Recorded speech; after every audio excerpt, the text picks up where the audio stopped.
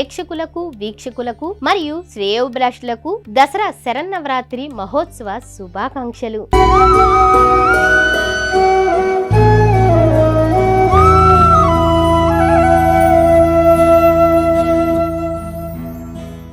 శరన్నవరాత్రి మహోత్సవములలో శ్రీ కనకదుర్గమ్మ వారు శ్రీ మహాలక్ష్మీదేవిగా దర్శనమిస్తారు. మంగళప్రదమైన దేవత ఈ మహాలక్ష్మీదేవి. జగన్మాత మహాలక్ష్మి స్వరూపంలో దుష్ట రాక్షస సంహారాన్ని చేయటం ఒక అద్భుత ఘట్టము. 3 శక్తుల్లో ఒక శక్తి అయిన శ్రీ మహాలక్ష్మి అమితమైన పరాక్రమాన్ని చూపించి హలుడు అనే రాక్షసుణ్ణి సంహరించింది. లోకస్థితి కారిణిగా ధన, ధాన్య, ధైర్య, విజయ, విద్య, సౌభాగ్య, సంతాన, గజలక్ష్ములుగా వరాలు ప్రసాదించే అష్టలక్ష్మి సమిష్టి రూపమైన అమృత స్వరూపిణిగా శ్రీ దుర్గమ్మ ఈ రోజు శ్రీ మహాలక్ష్మీదేవిగా భక్తులను అనుగ్రహిస్తుంది. శ్రీ మహాలక్ష్మీదేవి అమ్మవారిని దర్శించటం వలన భక్తులందరికీ అష్టైశ్వర్య ప్రాప్తి, విజయము లభిస్తాయి.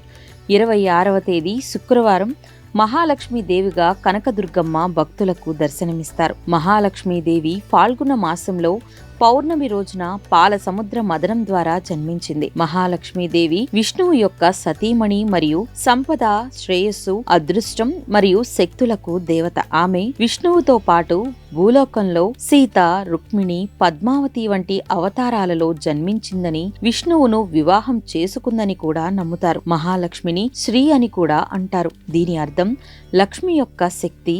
అష్టలక్ష్మి రూపాల్లో ఆమె పూజలు అందుకుంటుంది. మహాలక్ష్మీదేవి దేవానికి, ఐశ్వర్యానికి అధిదేవత. మహావిష్ణువుకు అత్యంత ప్రీతికరమైన పత్నిగా ఆమె విష్ణువుతో పాటు భూలోకానికి వచ్చి కొలువై ఉన్నారని నమ్మిక. ధనం, ధాన్యం, ధైర్యం వంటివి కలగటానికి ఆమెను అమృత స్వరూపిణిగా కొలుస్తారు.